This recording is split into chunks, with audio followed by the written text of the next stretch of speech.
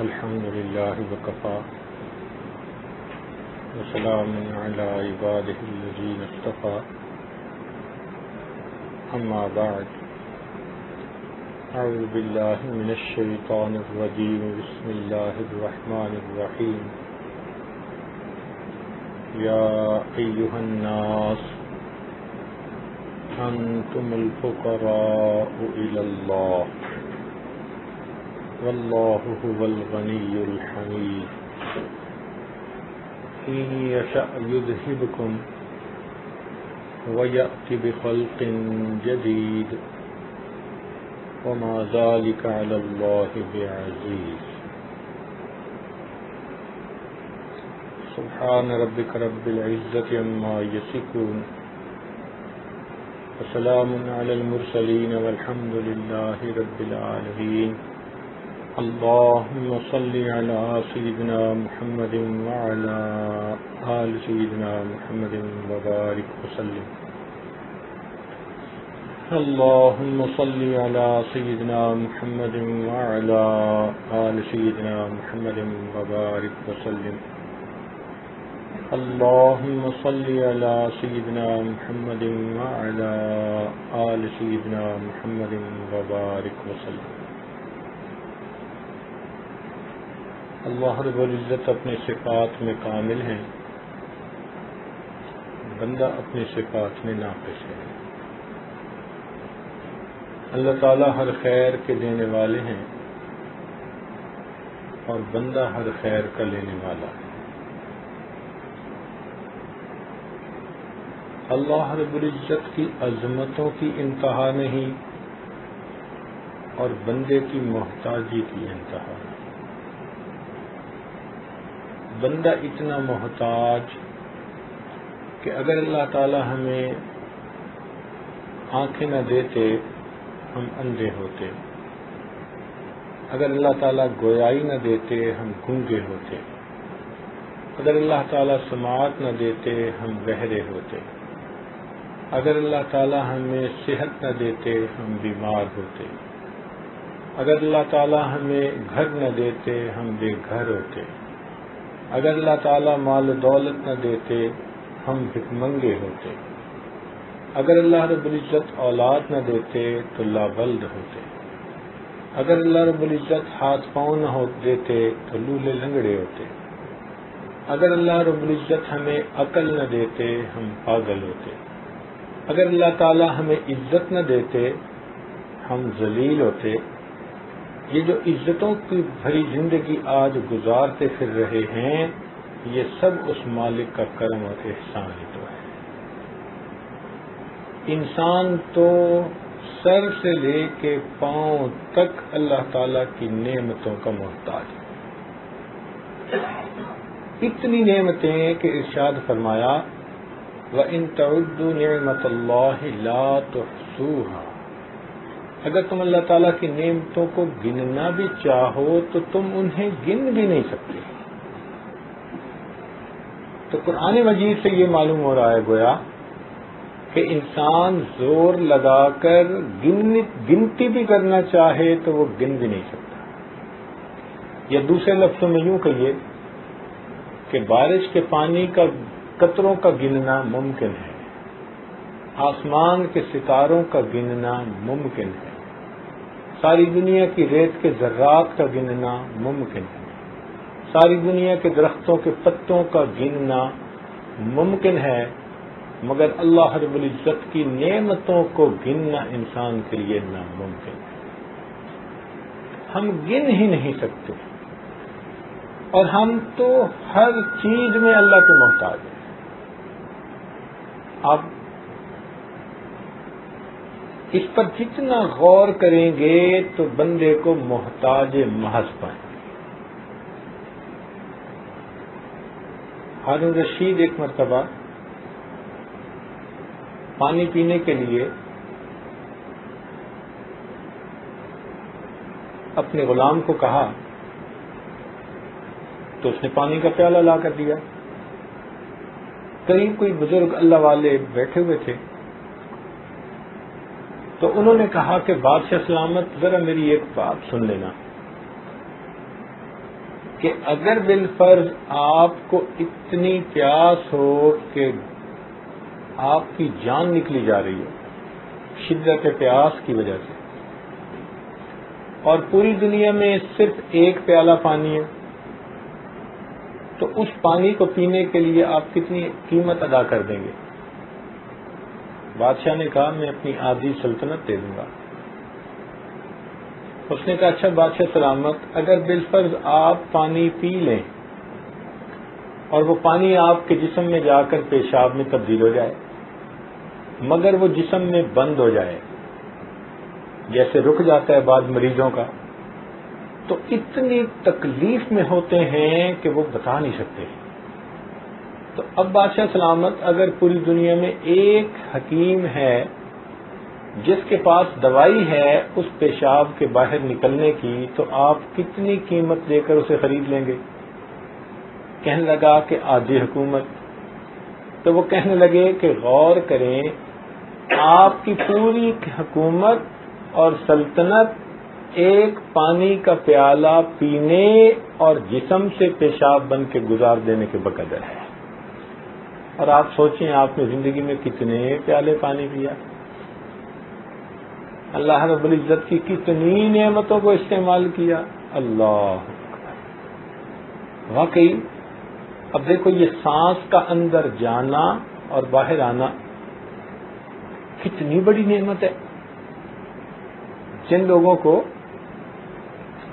سانس کی تکلیف ہوتی ہے تو کبھی ان پر غور کیا کریں، دورہ پڑتا ہے تو ایسے کہ جیسے ابھی ان کی جان ہی نکل جائے گی۔ اس وقت احساس ہوتا ہے کہ سانس کا اندر جانا اور سلامتی سے باہر آنا یہ بھی کتنی بڑی نعمت ہے۔ ہم غور کرتے چلے جائیں اللہ تعالی کی نعمتوں کے اندر، ہم تو ڈوبے ہوئے ہیں۔ جتنا اس کا ہم مذاکرہ کریں، مشاہدہ کریں، اتنا اللہ تعالیٰ کی نعمتیں ہم پر اور کھلتی چلی جائیں۔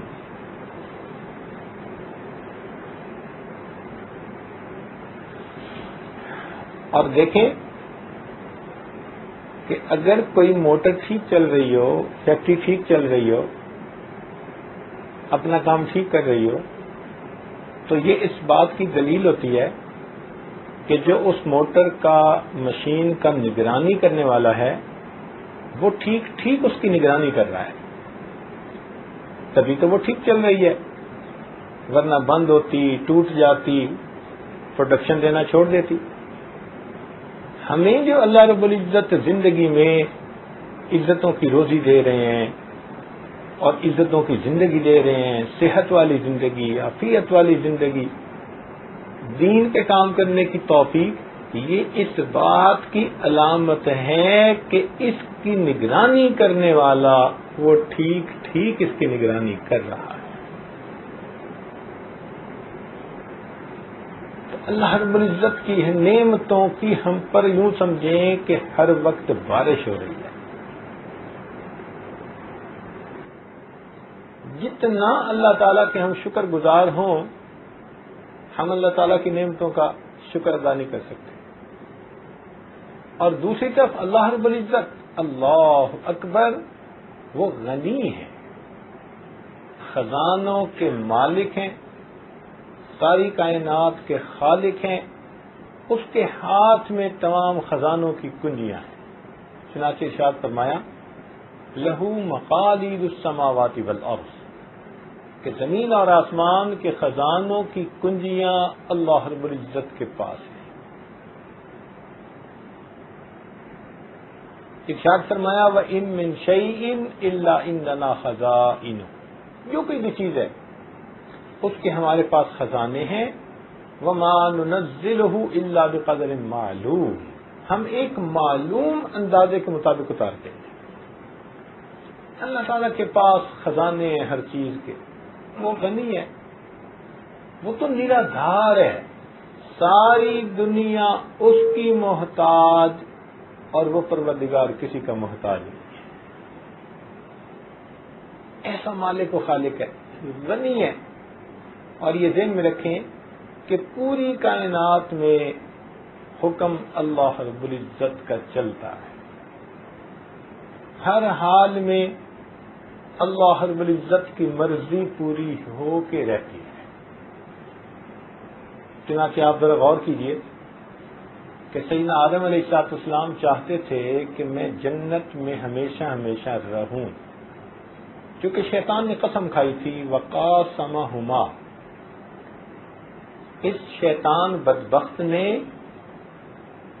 آدم علیہ السلام اور اما حوا دونوں کے سامنے قسم کھا کر کہا تھا کہ اگر آپ اس درخت کا یہ پھل کھا لیں تو آپ کو ہمیشہ ہمیشہ جنت میں رہنے کا موقع مل جائے گا، وَمُلْكٍ لَا يَبْلَى، قرآن مجید کے الفاظ ہیں۔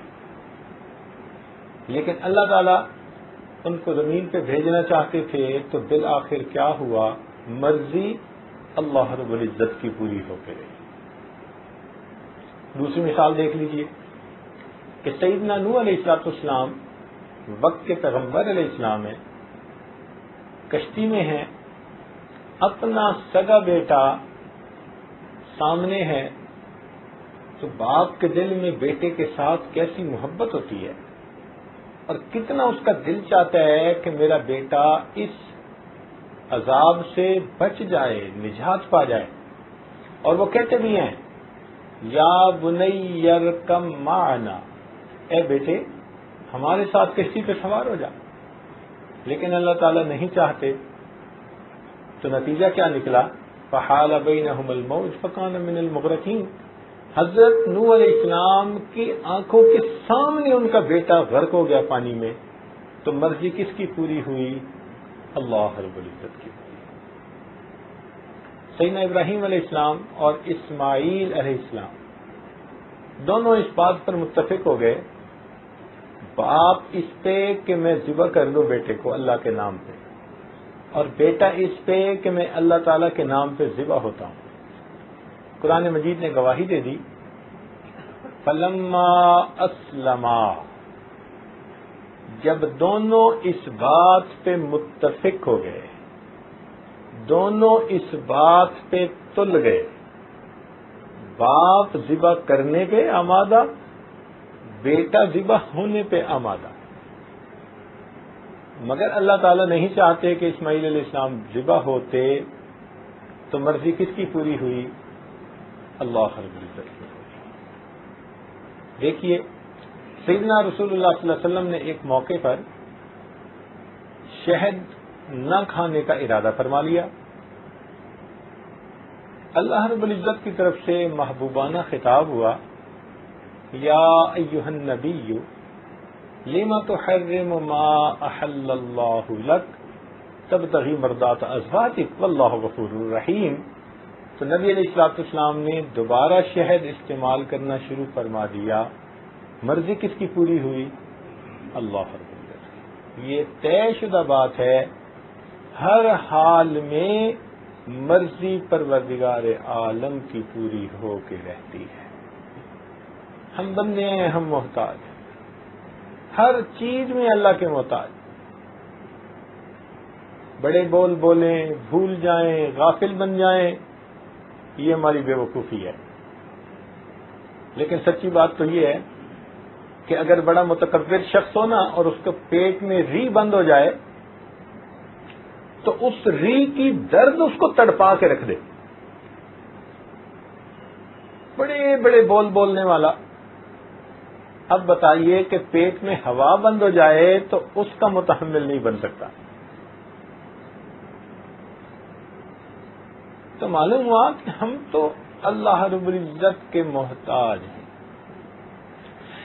اب جب کوئی محتاج ہوتا ہے نا تو وہ ہمیشہ غنی سے مانگ کے اپنا کام چلاتا ہے۔ تو ہم سب کے سب فقیر، ارشاد فرمایا یا ایھا الناس انتم الفقراء الی اللہ، اے انسانو تم سب کے سب اللہ تعالیٰ کے محتاج، اور اللہ رب العزت وہ بڑا غنی اور حمید ہے۔ تو بھئی محتاج کو مانگنا ہوتا ہے، مگر اللہ رب العزت اتنے کریم ہے کہ انہوں نے بندے کو مانگنا بھی سکھا دیا.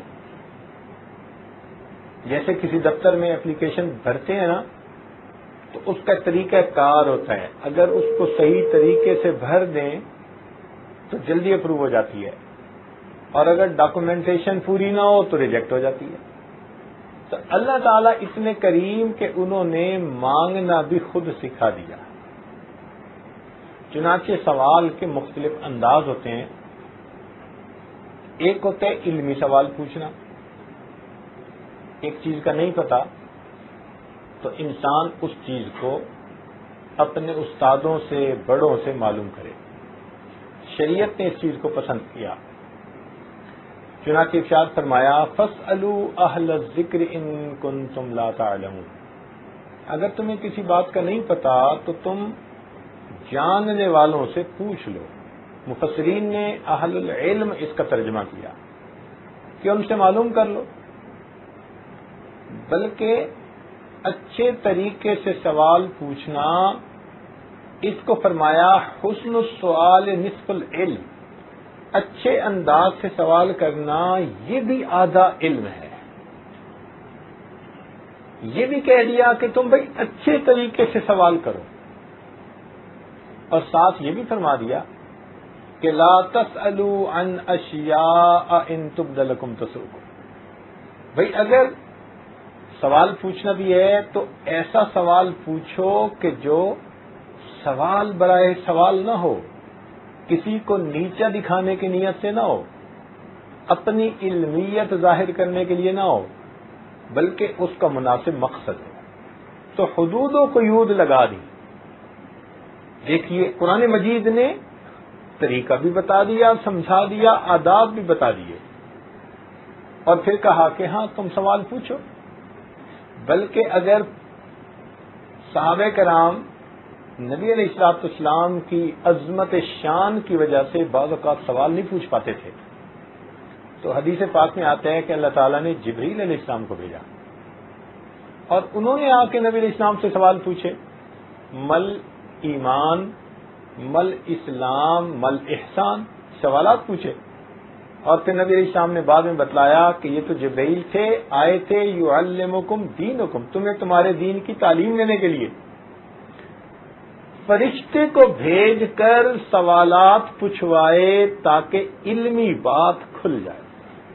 تو معلوم ہوا کہ علم کے حاصل کرنے کے لیے سوال اچھے انداز سے پوچھ لینا اللہ تعالیٰ کو پسند ہے.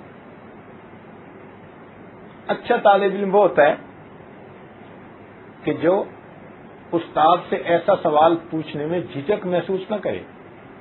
حدیث پاک میں آتا ہے کہ علمی مجلس میں اگر کوئی طالب علم سوال پوچھے تو اللہ رب العزت اس سوال کے پوچھنے پر 4 بندوں کی مغفرت فرما دیتے ہیں. ایک، جس بندے نے سوال پوچھا، علمی سوال پوچھا اپنے استاد سے، سوال پوچھنے والے کی اللہ تعالیٰ مغفرت فرما دیتے ہیں. دوسرا، جس استاد نے اس کا جواب دیا اللہ تعالیٰ اس کی بھی مغفرت فرما دیتے ہیں. اور تیسرا، جو لوگ محفل میں موجود تھے، ہم جماعت، ہم سبق، ان کی بھی اللہ تعالیٰ مغفرت فرما دیتے ہیں. اور چوتھا، جو لوگ اس مجلس کے قیام کا سبب بنے، وہ معاونین اگرچہ اپنے گھروں میں موجود ہیں مگر ان سے محبت رکھنے کی وجہ سے اللہ تعالیٰ ان کی بھی مغفرت فرما دیتے ہیں. تو علمی سوال پوچھنے کو شریعت نے پسند کیا. ایک ہوتا ہے عبرت کے لیے سوال پوچھنا، اس کا بھی حکم دیا گیا تاکہ انسان عبرت حاصل کرے. اگر کسی کو نعمت سے محروم کر دیا گیا تو یہ عبرت پکڑ کے اپنے آپ کو سیدھا کر لے، ایسا نہ ہو کہ یہ بھی نعمت سے محروم. چنانچہ فرمایا سل بنی اسرائیل، دیکھو یہ امر کا صیغہ ہے، سل پوچھئے. سل بنی اسرائیل کم آتیناہم من آیت بینہ وَمَن يُبَدِّلْ نِعْمَتَ اللَّهِ، دیکھا جو اللہ کی نعمت کو تبدیل کرتا ہے. تو مقصد یہ کہ تم سبق سیکھو دوسروں سے. قوم یہود جن کی اللہ تعالیٰ نے شکلوں کو مسخ کر دیا، ان کے بارے میں اللہ تعالیٰ فرماتے ہیں وَاسْأَلْهُمْ عَنِ الْقَرْيَةِ الَّتِي كَانَتْ حَاضِرَةَ الْبَحْرِ. تو دیکھیں اس میں بھی سوال پوچھنے کا تذکرہ. تو ایسا سوال کہ جس سے انسان سبق سیکھے، عبرت حاصل کرے، اپنے گناہوں سے توبہ کر لے، نیکی میں آگے بڑھ لے، ایسا سوال کرنا بھی شریعت کی نظر میں محمود ہے. ایک تیسرا سوال ہوتا ہے کہ کوئی بندہ محتاج ہے،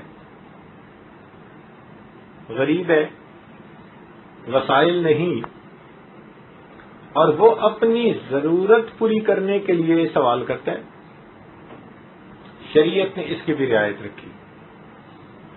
چنانچہ ارشاد فرمایا وفی اموالہم حق معلوم للسائل والمحروم. بندے کے رزق میں جو وہ کماتا ہے اور جس کا نصاب پورا ہو، تو اس میں بھی اللہ تعالی نے ایسے محتاج لوگوں کا حصہ متعین فرما دیا، زکوٰۃ کی شکل میں، صدقات کی شکل میں، عشر کی شکل میں. تو اللہ رب العزت نے یہ بھی متعین فرما دیا، مگر اس پر حد لگا دی. فرما دیا کہ اگر تم بغیر ضرورت کے ہاتھ پھیلاؤ گے تو یہ بات ہمیں ناپسند ہے. حدیث پاک میں آتا ہے کہ جو بندہ بغیر ضرورت کے دوسرے کے سامنے ہاتھ پھیلائے، اللہ تعالیٰ قیامت کے دن اس کو اس طرح کھڑا کریں گے کہ اس کے چہرے کے اوپر گوشت نہیں ہوگا. یہ غیر کے سامنے چہرہ کرتا تھا، اب اس کے چہرے کی رونق تازگی کو ختم کر دیا جائے گا.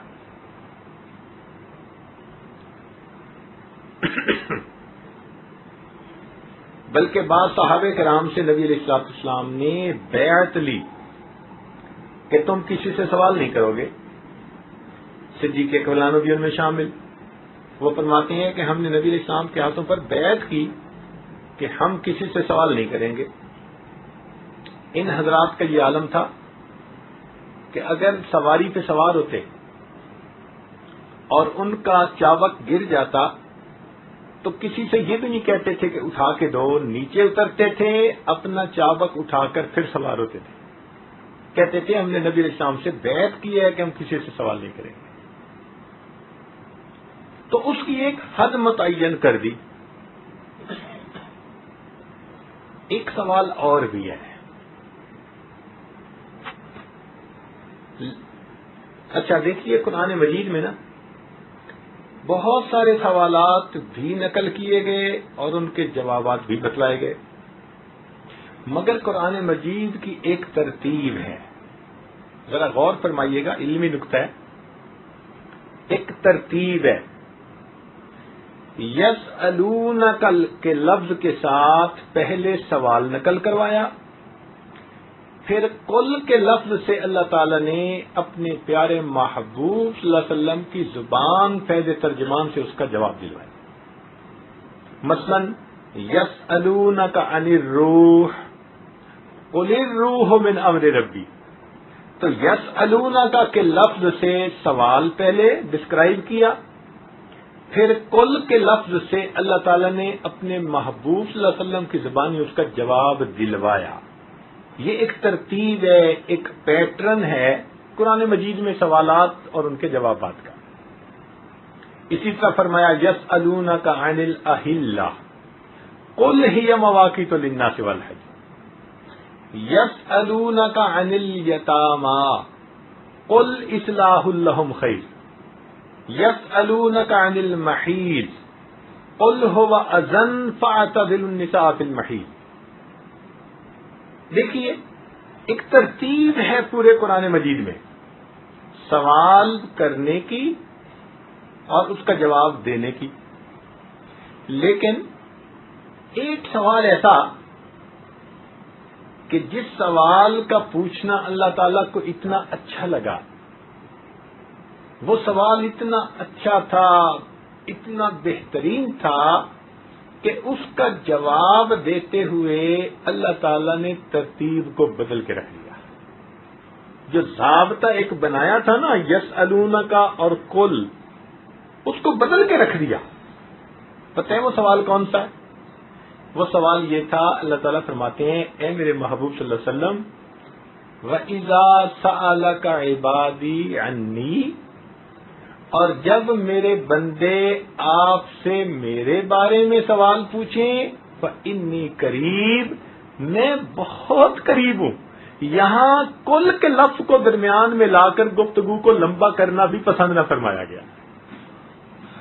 اتنا تو اللہ تعالیٰ چاہتے ہیں نا کہ میرے بندے میرے بارے میں جانیں، میری معرفت پائیں، ان کو پتہ چلے کہ میں کتنی عظمتوں والا ہوں. سوال کا انداز اور جواب کا انداز بدل دیا. ارشاد فرمایا وَإِذَا سَأَلَكَ عِبَادِي. اب آگے کل کے ذریعے سے بھی جواب دلوایا جا سکتا تھا، مگر نہیں، یہ سوال تھا ہی ایسا کہ اس رب کریم کو پسند آ گیا، اسے اچھا لگا. اچھا میرے بندے میرے بارے میں معلوم کرنا چاہتے ہیں، تو فرمایا فَإِنِّي قریب، میں تو بہت قریب ہوں، ان کی رگے جان سے بھی زیادہ ان کے قریب ہوں. تو اللہ رب العزت تو انسان کے اتنا قریب ہے، لہذا معلوم ہوا کہ اللہ رب العزت سے مانگنا تو سب سے آسان کام ہے. دیکھیے، ایک ہے مخلوق سے مانگنا اور ایک ہے خالق سے مانگنا. اس میں بڑا فرق ہے. مخلوق سے اگر آپ مانگیں تو ایک مرتبہ کوئی دے گا، دوسری مرتبہ دے گا، تیسری مرتبہ منہ بنا لے گا اور چوتھی مرتبہ جھنڈی دکھا دے گا، کتا تلقی کر لے گا، کہے گا جی یہ ہر وقت مانگتا ہی رہتا ہے. مگر اللہ تعالیٰ کا معاملہ جدا ہے. ایک دفعہ مانگو وہ دیتے ہیں، دوسری دفعہ مانگو وہ دیتے ہیں، تیسری دفعہ مانگو وہ دیتے ہیں. بلکہ جو بندہ ہر چیز اللہ رب العزت سے مانگے، ہر وقت اللہ سے مانگے، اللہ تعالیٰ اس بندے کو اپنا دوست بنا لیتے ہیں. فرماتے ہیں کہ یہ میرا ولی ہے کہ میرے سوا کسی اور سے مانگتا ہی نہیں ہے. اللہ اکبر، کتنا فرق ہے بھائی مخلوق کے دینے میں اور پروردگار کے دینے میں. اس کو اللہ تعالیٰ اپنا دوست بنا دیتے ہیں. اور ایک اور بات سنیے کہ مخلوق کئی مرتبہ دیتی ہے نا تو غصے سے دیتی ہے. آپ گاڑی میں بیٹھے ہیں، کوئی بچہ آ گیا مانگنے والا، اس نے آپ کی گاڑی کا شیشہ انگلی سے کھٹکھٹایا. آپ اسے پہلے کہتے ہیں جاؤ بھائی آگے جاؤ، وہ پھر مانگتا ہے. آپ کہتے ہیں بھائی چلے جاؤ، وہ پھر مانگتا ہے. اور یہ لوگ ہوتے بھی خوب ٹرینڈ ہیں، ایسے ایسے الفاظ کہتے ہیں کہ اگلا مجبور ہو جائے دینے پر. اب آپ دینا نہیں چاہتے تھے، اس نے ایسے لفظ بولے کہ آپ مجبور ہو گئے دینے پہ، تو غصہ آیا آپ کو. غصے میں آپ 1 روپیہ نکال کے اس کو پکڑا دیتے ہیں، غصے سے اس کی طرف دیکھ کے دیتے ہیں. تو مخلوق کئی مرتبہ دیتی بھی ہے تو غصے سے دیتی ہے. رب کریم وہ عطا کرنے والے ہیں، جب بھی دیتے ہیں ہمیشہ پیار کے ساتھ دیتے ہیں. وہ غصے ہو کے نہیں دیتے. ہم نہیں کہتے ہیں کہ لے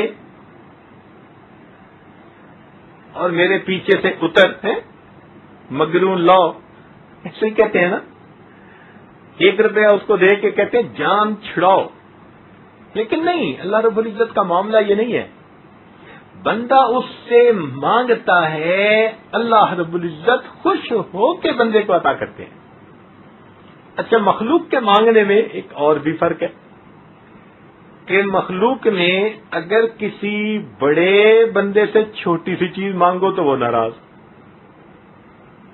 مثلا آپ کسی امیر وزیر کے پاس چلے جائیں اور کہیں جی 1 چونی دے دیں، مجمع میں مانگے، تو وہ آپ سے ناراض ہوگا، کہے گا کیوں تو نے مجھے اتنا غریب سمجھ لیا، بڑے مجمع میں تو مجھ سے 1 چونی مانگتا ہے. تو بڑے سے چھوٹی چیز مانگ لو تو وہ ناراض، اور اگر کسی غریب سے جا کر کہہ دو کہ جی مجھے 2 کروڑ روپیہ قرضہ دے دو تو وہ ناراض. کہتا ہے یہ کوئی بندہ ہے؟ اندازہ لگاؤ، مانگتا بھی ہے تو یہ نہیں کہ چلو 1000 2000 اتنا. تو چھوٹے سے بڑی چیز مانگ لو تو وہ ناراض، اور بڑے سے چھوٹی چیز مانگ لو تو وہ ناراض. قربان جائیں اس پروردگار کی عطا پر کہ اس بندے سے، اس پروردگار سے کوئی بندہ کتنا ہی کیوں نہ مانگے، جتنا مانگے اللہ تعالیٰ اس کی امیدوں سے بڑھ کر دیتے ہیں.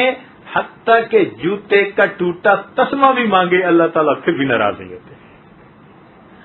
وہ یہ نہیں کہتے کہ میں ساری کائنات کا مالک، تم مجھ سے جوتے کا تسمہ مانگتا ہے. نہیں، اللہ تعالیٰ کی شان یہ ہے تھوڑا مانگو وہ پھر بھی خوش ہیں، اور اگر اپنی من مانی کے مطابق یعنی اپنی من پسند کے مطابق مانگو اللہ تعالیٰ پھر بھی بندے سے خوش ہوتے ہیں. تو مخلوق کے دینے میں اور پروردگار کے دینے میں کتنا فرق ہے. تو جب بندے نے مانگنا ہی ہے تو بھائی اپنے رب سے کیوں نہ مانگے. وہ ایک بزرگ کے پاس آدمی آیا، کہتے حضرت یہ جو حاکم وقت ہے نا آپ کی بڑی بات مانگتا ہے، آئیں چلیں ذرا اس سے میرے لیے فلاں چیز مانگے. تو ان بزرگوں نے اسے سمجھایا کہ دیکھو بھائی اس وقت تو حاکم کا دروازہ بھی بند ہو گیا ہوگا، رات کا وقت ہے، تو ہم کھلے دروازے کو چھوڑ کر بند دروازے کی طرف کیوں جائیں بھائی. اس نے کہا کیا مطلب؟ کہنے لگے کہ ایک رب کا در ہے جو کبھی بند ہی نہیں ہوتا، تو تم کیا چاہتے ہو میں کھلے دروازے کو چھوڑ کے بند دروازے کی طرف چلا جاؤں گا. تو جو اللہ تعالیٰ کی عظمتوں کو سمجھتے ہیں نا پھر ان کو مانگنا بھی آتا ہے، وہ جانتے ہیں کہ کیسے مانگا جاتا ہے. اس لیے اللہ تعالیٰ نے فرمایا کہ اگر تمہیں میرے بارے میں معلومات کرنی ہو نا تو ہر بندہ معلومات بھی نہیں دے سکتا.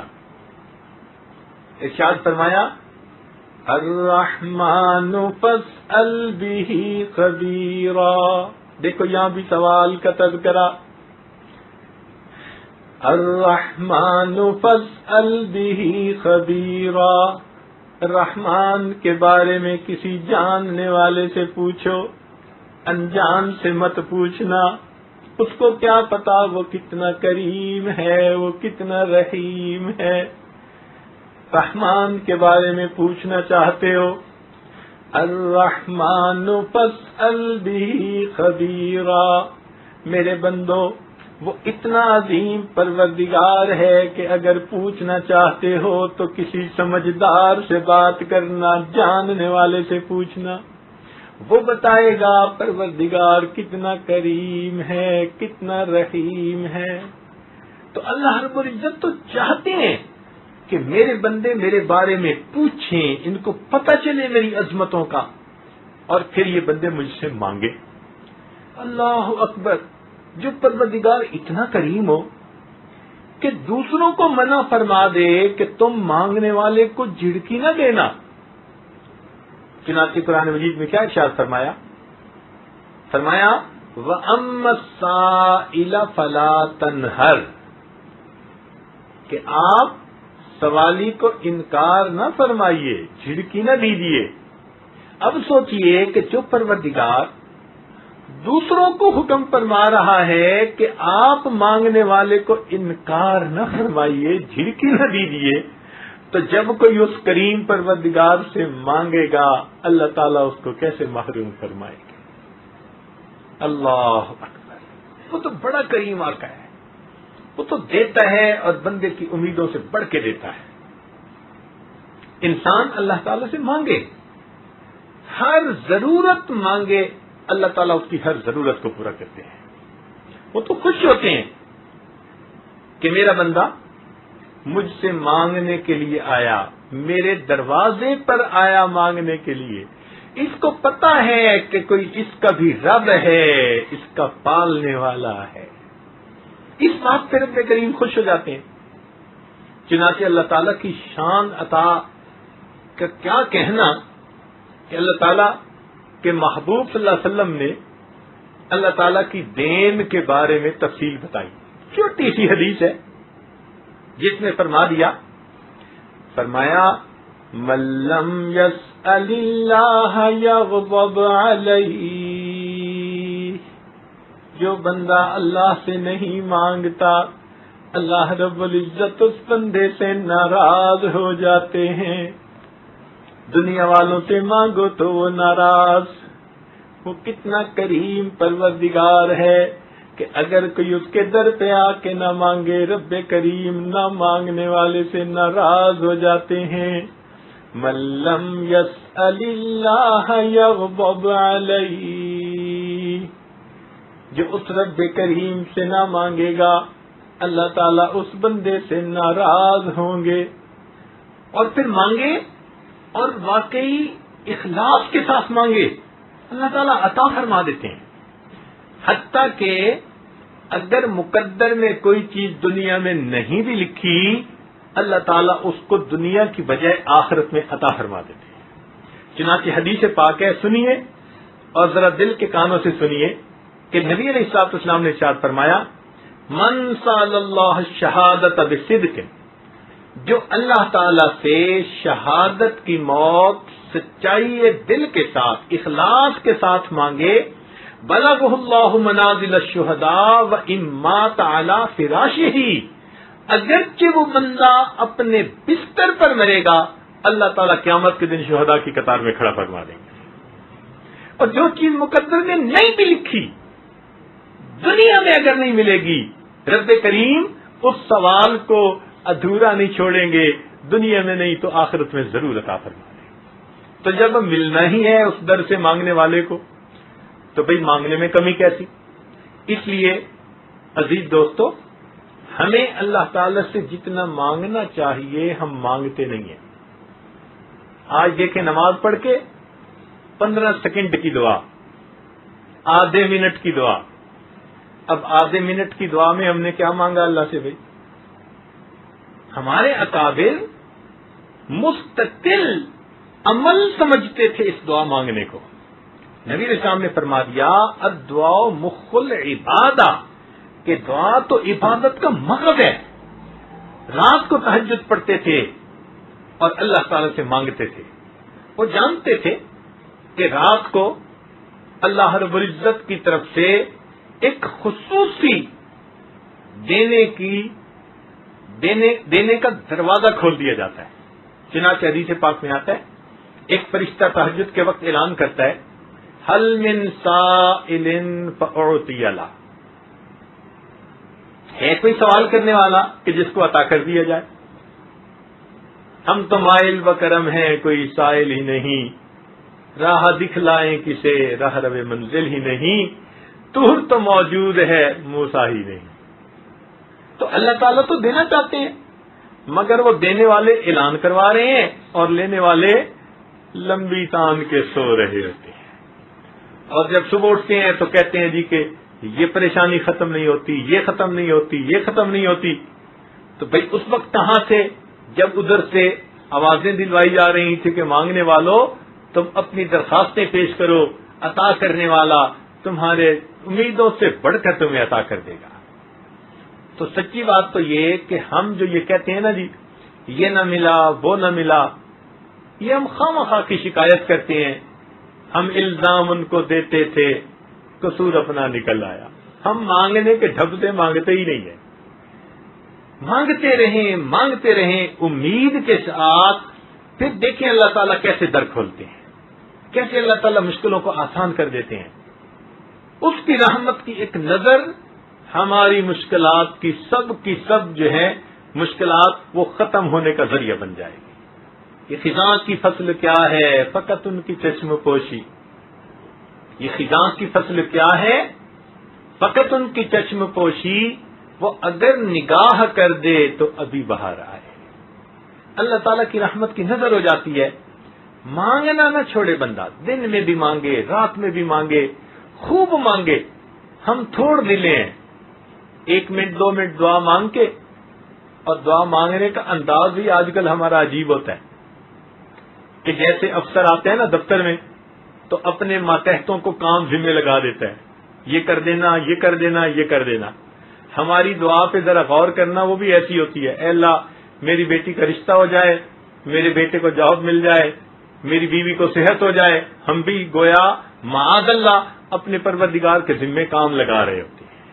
اس کو تو مانگنا نہیں کہتے، مانگنے کا انداز ہوتا ہے. آپ نے کبھی دیکھا ایک بندے کو جو فقیر ہوتا ہے، 1 روپے کا سوال کرنا ہوتا ہے، اس کے لیے اس نے پھٹے کپڑے پہنے ہوتے ہیں، اور جب ہاتھ اٹھاتا ہے پھیلاتا ہے تو ہاتھ بھی کانپ رہے ہوتے ہیں اور آواز بھی لرزائی ہوئی ہوتی ہے، اور ایسا مسکین بن کے وہ سوال کرتا ہے کہ جیسے اس سے بڑا محتاج تو کوئی ہے نہیں.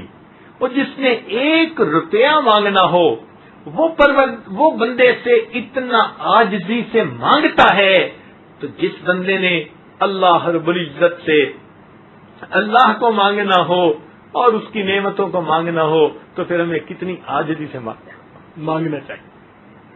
یہ مانگنا تو نبی علیہ الصلوۃ والسلام کو آتا تھا اور انہوں نے آگے امت کو سکھایا. حدیث پاک میں ہے کہ بدر کی رات نبی علیہ الصلوۃ والسلام نے سجدے میں سر ڈالا، ایسی دعا کی کہ آپ نے جب دعا فرمائی صدیق اکبر لانو کھڑے دیکھ رہے تھے، ان کا دل بھر آیا اور کہنے لگے اے اللہ کے محبوب آپ سر اٹھائیے، اللہ کی مدد یقیناً آ کے رہے گی. یہ مانگنا ہوا نا کہ دیکھنے والے کو ترس آ جائے، اور دینے والے کو تو ترس آنا ہی ہے.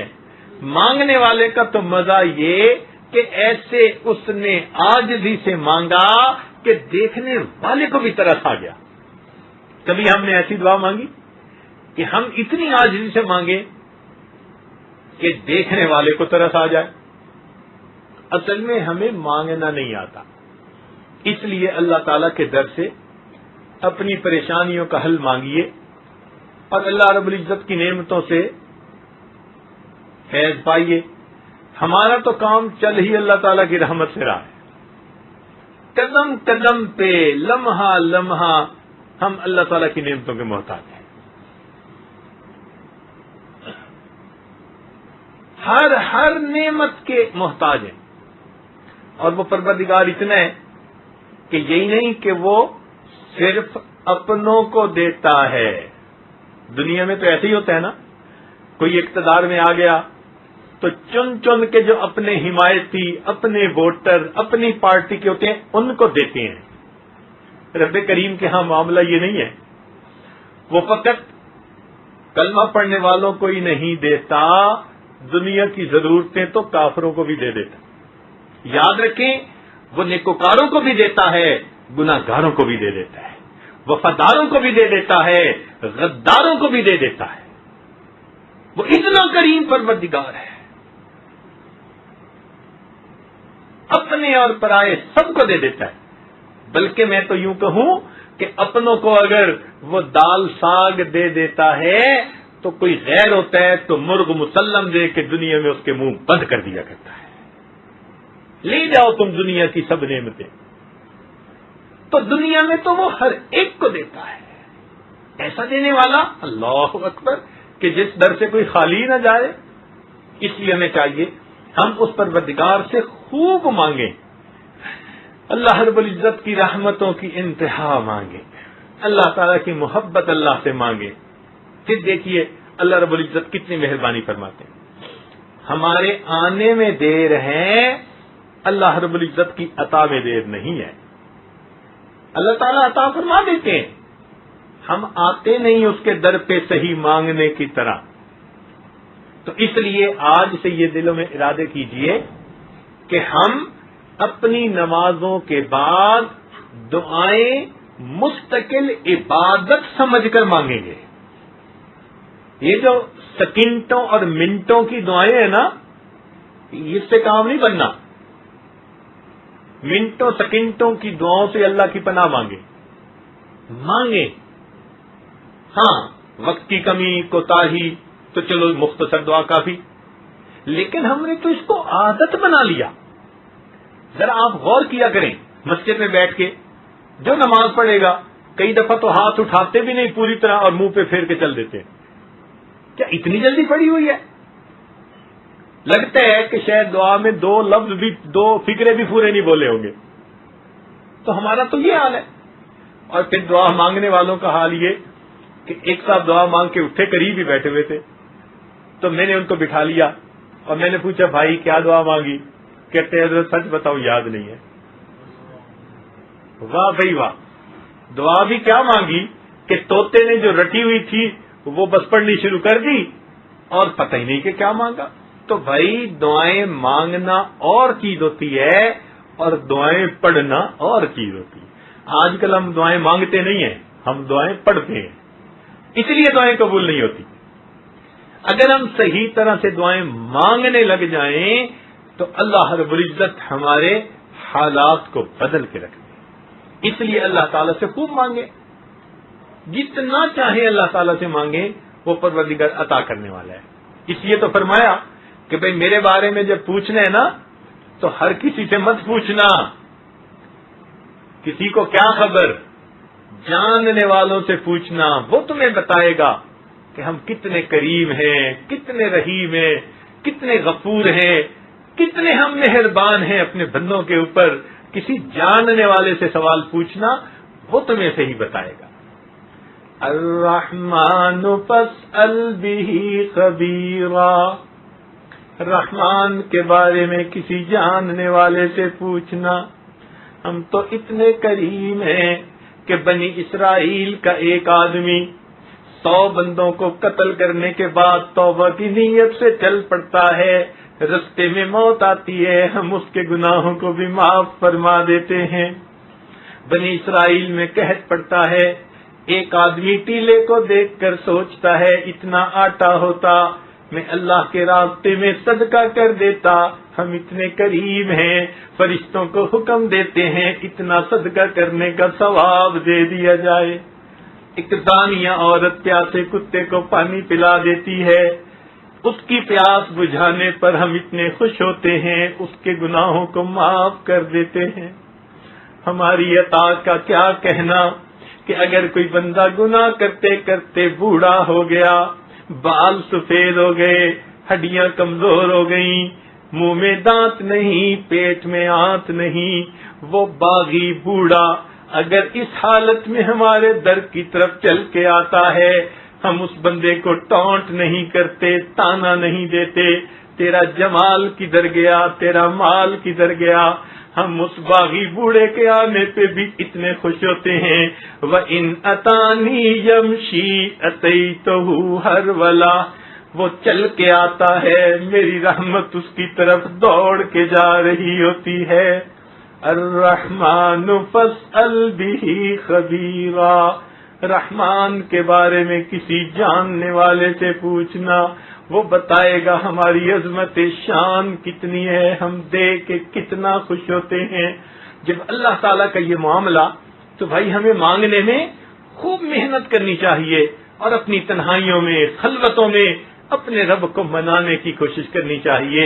رب کریم ہمیں اپنی تمام نعمتیں عطا فرمائے اور ہم اللہ تعالیٰ سے خوب مانگیں، اس لیے کہ در دنیا میں ایک ہی ہے، در دنیا میں ایک ہی ہے، اور اسی در سے بادشاہ کو بھی ملتا ہے، اسی در سے گدھا کو بھی ملتا ہے، اسی در سے استاد کو بھی ملتا ہے، شاگرد کو بھی ملتا ہے، اسی در پہ امتی بھی ہاتھ پھیلاتے ہیں، انبیاء نے بھی اسی در پہ ہاتھ پھیلائے.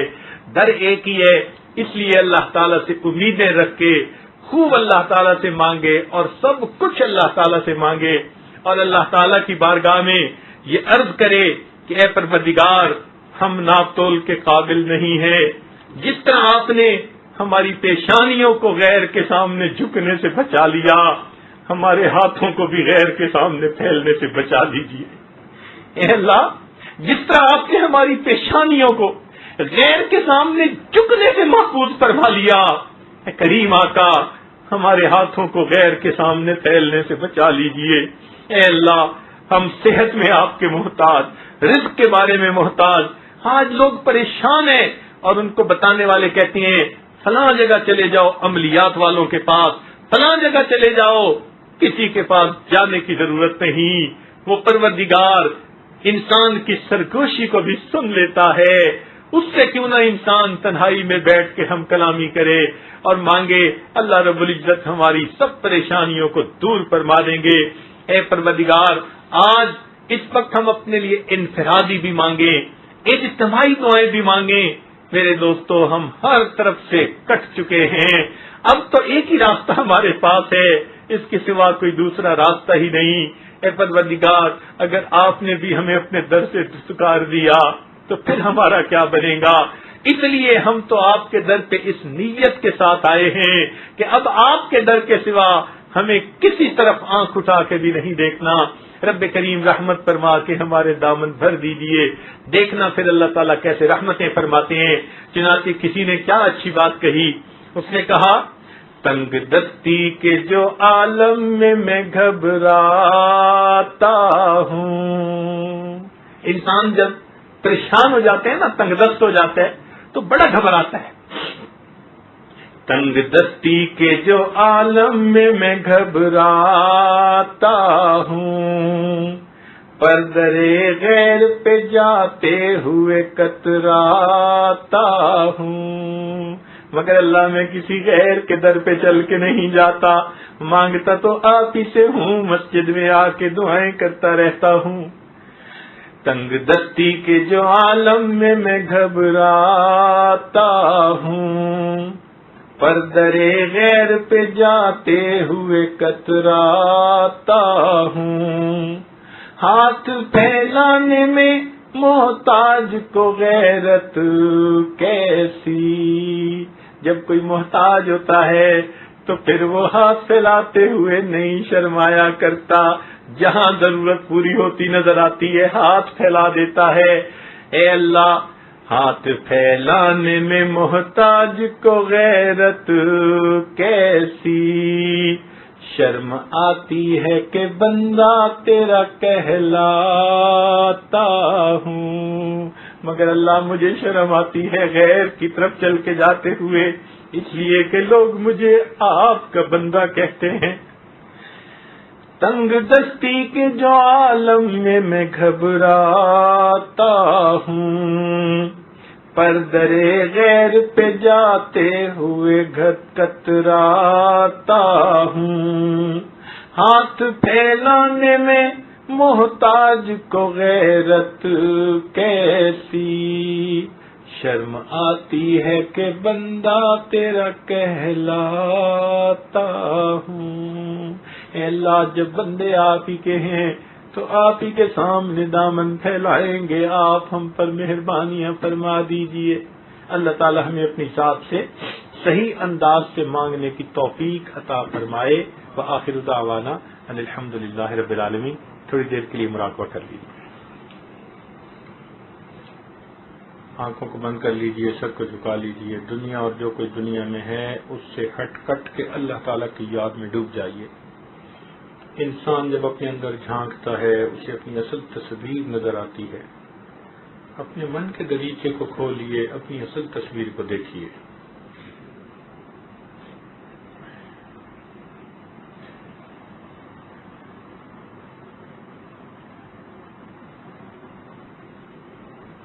یا تیرا تذکرہ کرے ہر شخص، ورنہ پھر ہم سے گفتگو نہ کرے۔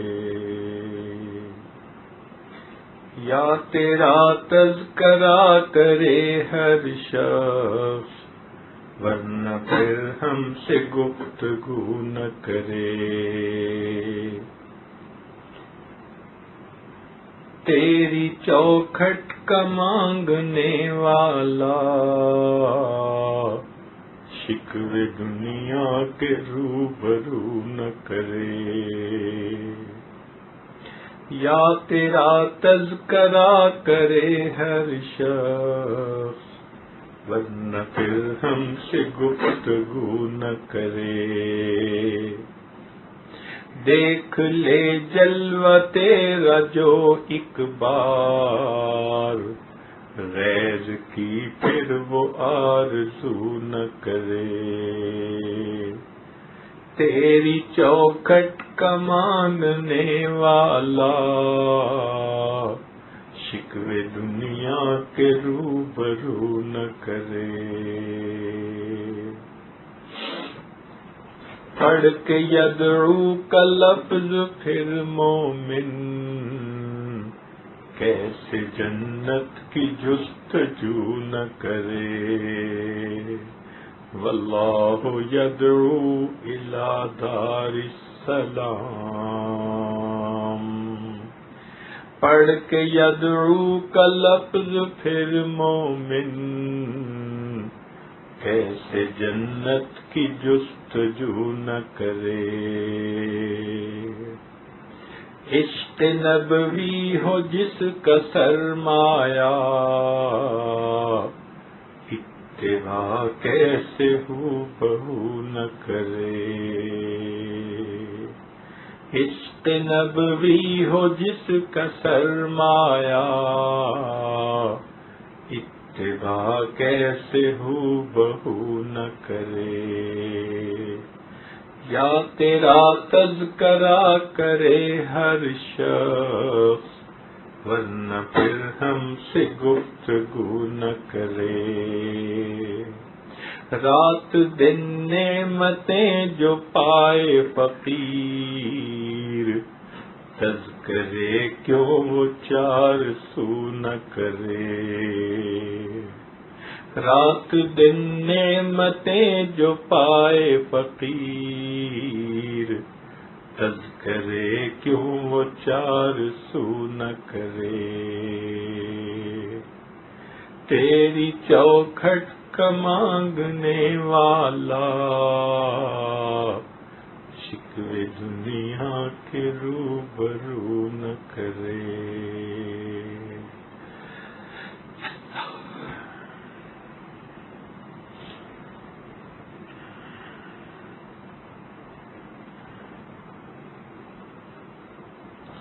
لا الہ الا اللہ محمد رسول اللہ. سبحان ربی العلی وحب. اللہم صلی علی سیدنا محمد وعلی آل سیدنا محمد وبارک وسلم. اے مالک ہم آپ کے عاجز مسکین بندے ہیں، ہمارے گناہوں کو معاف فرما، ہماری خطاؤں سے درگزر فرما، ہمارے عیبوں کی پردہ پوشی فرما. رب کریم جس بچے بچی کا نکاح ہوا اللہ ان کو خوشیوں بھری زندگی نصیب فرما، نیکی تقوی پر ایک دوسرے کا معاون بنا. اے اللہ ان کو اپنی رحمتوں میں سے حصے نصیب فرما، عزتوں بھری زندگی نصیب فرما. اس نکاح کو دونوں طرف کے خاندانوں کے لیے خوشیوں کا سبب بنا. اے اللہ دونوں طرف کے خاندانوں کے لیے خوشیوں اور سکون قلب کا ذریعہ بنا. اے اللہ اس بچے اور بچی کو ان کی زندگی میں برکت عطا فرما، رزق میں برکت عطا فرما، صحت میں برکت عطا فرما، ان کے دین میں برکت عطا فرما، ان کے کاموں میں برکت عطا فرما. اے اللہ ان کے آنے والے وقت کو گزرے وقت سے بہتر فرما، آنے والی زندگی کو گزری زندگی کا کفارہ بنا. میرے مولا اپنی رحمت سے ان کو ہر مصیبت سے محفوظ فرما، پریشانی سے محفوظ فرما. اے اللہ برا چاہنے والوں کی برائی سے محفوظ فرما، حاسدوں کے حسد سے محفوظ فرما. اے اللہ انہیں اپنی رحمتوں کی ٹھنڈی چھاؤں نصیب فرما. اے اللہ دوستی کے رنگ میں دشمنی کرنے والوں سے بھی محفوظ فرما. انسانوں کی شکل میں جو شیطان پھرتے ہیں ان سے بھی محفوظ فرما. اے اللہ ان کو کامیاب اور قابل رزق زندگی نصیب فرما. اے اللہ ان کو نبی علیہ الصلوۃ والسلام کی مبارک سنتوں والی زندگی نصیب فرما. اے اللہ ان کے دلوں کو یکجا فرما، ان کو نیکی تقوی پر ایک دوسرے کا معاون بنا. اے اللہ ان کو بہت الفتیں اور محبتیں نصیب فرما. اے اللہ جو محبتیں آپ نے آدم علیہ السلام اور اما حوا کو عطا فرمائیں وہی محبتیں ان کو بھی عطا فرما. جو محبتیں آپ نے ابراہیم علیہ السلام اور اما حاجرہ کو عطا فرمائیں وہ ان کو بھی عطا فرما. جو محبتیں آپ نے نبی علیہ السلام اور اما عائشہ صدیقہ رضی اللہ عنہا کو عطا فرمائیں اللہ وہ محبتیں ان کو بھی عطا فرما. ہر مصیبت پریشانی سے محفوظ فرما. دونوں طرف کے والدین عزیز اقارب کے لیے اس کو خوشیوں کا سبب بنا. رب کریم ان کے اس نکاح کو اپنے قرب کا ذریعہ بنا، ان کو اپنے مقبول بندوں اور بندیوں میں شامل فرما، اور اس بچی اور بچی کو اللہ دین کی خدمت کے لیے قبول فرما. قیامت تک ان کے آنے والی نسلوں کی ہدایت کے بھی فیصلے فرما. صلی اللہ تعالی علی حبیبہ سيدنا محمد وآله وأصحابه أجمعين برحمتك يا أرحم الراحمين.